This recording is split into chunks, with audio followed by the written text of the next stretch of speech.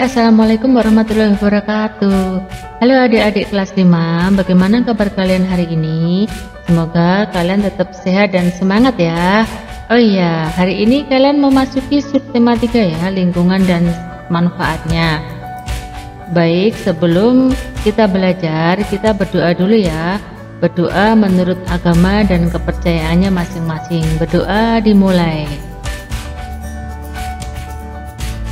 Oke adik-adik, hari ini kalian akan belajar di subtema 3 pembelajaran 1. Yuk kita ikuti video ini selanjutnya dan jangan di skip ya. Kalian perhatikan gambar yang ada pada video ini ya. Setelah itu kalian coba ceritakan gambar tersebut menggunakan bahasa kalian sendiri. Sebelum kalian menceritakan, kalian tentukan ide pokok dari gambar tersebut ya, supaya kalian lebih mudah untuk mengembangkannya menjadi paragraf.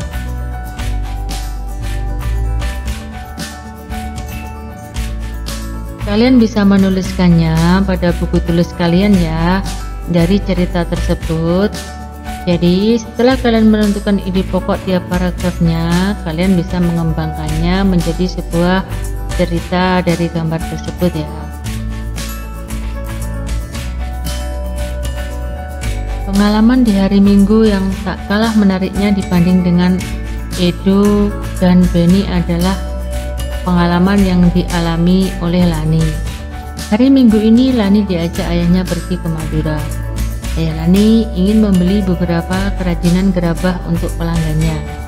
Seperti kita ketahui bahwa Madura merupakan salah satu daerah penghasil kerajinan gerabah yang berkualitas tinggi.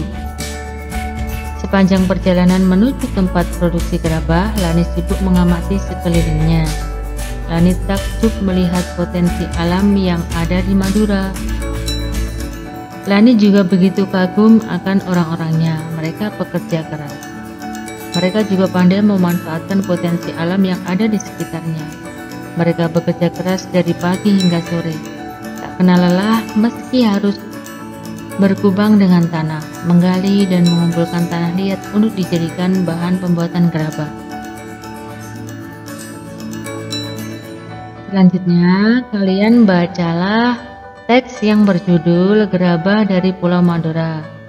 Adik-adik bisa membaca pada buku tulis kalian ya, pada buku tematik kelas 5 tema 1 di subtema 3 pembelajaran 1. Adik-adik bisa membacanya juga melalui video ini dengan cara mempause video ini ya, supaya kalian bisa jelas untuk membacanya. Bacalah bacaan tersebut berulang-ulang supaya kalian bisa memahami isi dari bacaan tersebut, sehingga kalian nanti bisa dengan mudah menemukan ide pokok dari suatu bacaan. Jadi intinya kalian harus membaca berulang-ulang supaya bisa menemukan ide pokok dari bacaan yang kamu baca.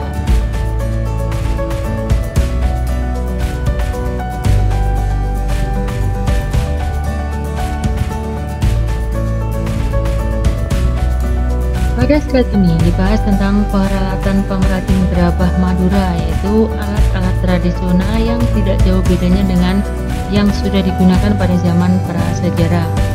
Alat-alat umum adalah cangkul, linggis, ember, dan alat-alat khusus seperti penumbuk, yaitu berupa bulatan bertangkai untuk alat pembentuk bagian dalam. Ada juga penempa, yaitu untuk membentuk dan menghalus bagian luar berupa sekeping papan. Ada juga pengerok, yaitu jenis sabit bermata miring bertangkai panjang untuk menghaluskan bagian dalam. Ada juga penyambungan, yaitu wadah air untuk menetesi gerabah dengan secarik kain agar mudah dihaluskan. Ada juga pengelut, yaitu secarik kain untuk membentuk bibir gerabah. Ada pangajakan, yaitu sejenis nyiru untuk ayaan pasir. Ada juga pangabuan, tempat abu. Panompal, yaitu alat menyisihkan abu dari pembakaran. Selanjutnya ada werkower, yaitu galah berujung kawat lengkung. Ada pamatong, yaitu sejenis pisau atau kawat pemotong tanah liat. Ada juga pungku pembakaran gerabah. Nah, itu tadi peralatan yang digunakan untuk pembuatan gerabah tadi. Selanjutnya bisa kalian baca proses pembuatan gerabah yang dilakukan dari tahap per tahap ya. Di situ dijelaskan dari tahap per tahap proses pembuatan gerabah adalah seperti itu. Bisa kalian baca sendiri ya.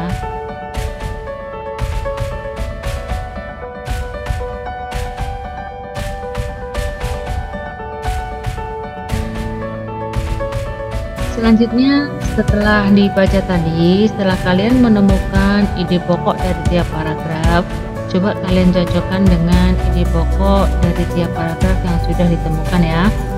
Jadi kalian bisa mencocokkan dengan ide pokok yang sudah ditemukan ini dari paragraf yang pertama sampai yang terakhir. Yaitu paragraf yang pertama yaitu salah satu di antara warisan karya budaya yang sangat tua, luas persebarannya, dan mampu bertahan hingga sekarang adalah gerabah, yakni barang pecah belah dari tanah bakar yang dibuat secara tradisional.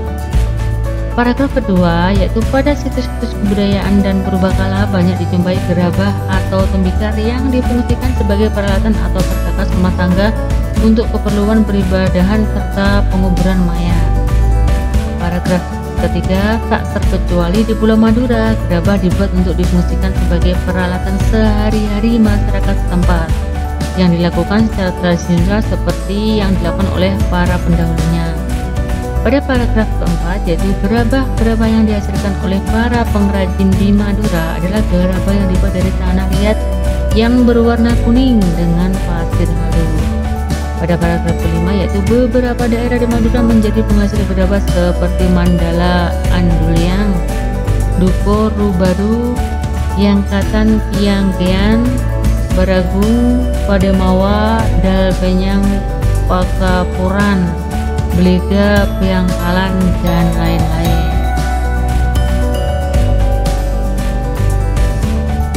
Di situ sudah ditemukan ide pokok dari paragraf 6, 7, 8, 9, 10, sampai 11 ya. Selanjutnya, setelah kalian menemukan ide pokok tersebut, kamu bisa menentukan mengembangkannya ya, dari ide pokok bacaan tersebut dikembangkan menjadi sebuah paragraf. Misalnya tadi setelah menemukan ide pokok tanah liat banyak kegunaannya misalnya, lalu proses pembuatan gerabah dari tanah liat, dan ada 3 ya tadi ide pokoknya.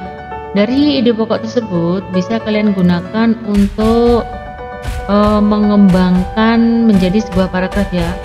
Misalnya ide pokok yang ditemukan adalah tanah liat banyak kegunaannya. Di situ contohnya dikembangkan adalah salah satu jenis tanah yang banyak memiliki manfaat adalah tanah liat.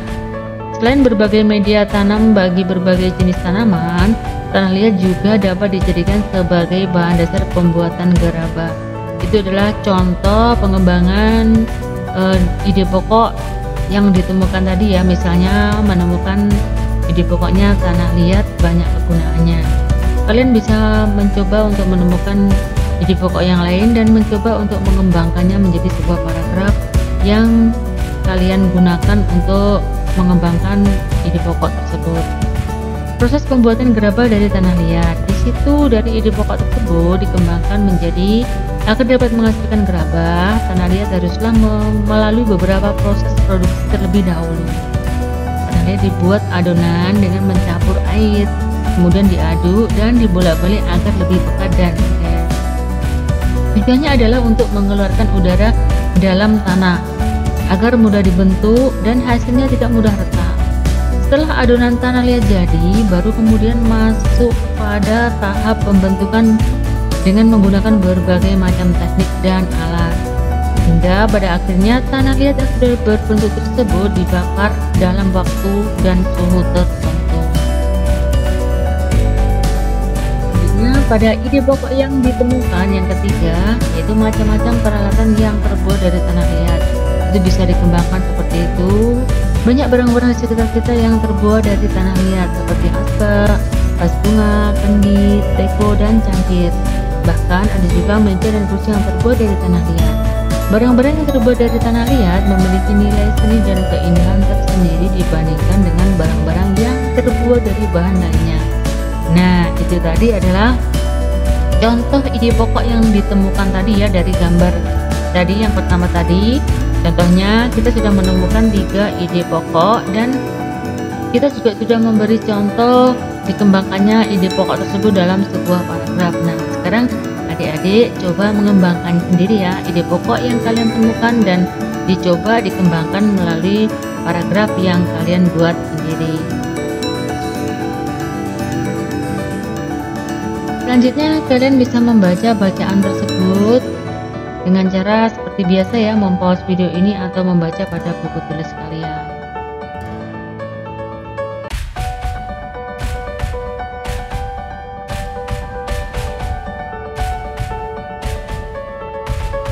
Demikian tadi pelajaran yang bisa saya sampaikan. Mohon maaf atas segala kesalahan dan kekurangan.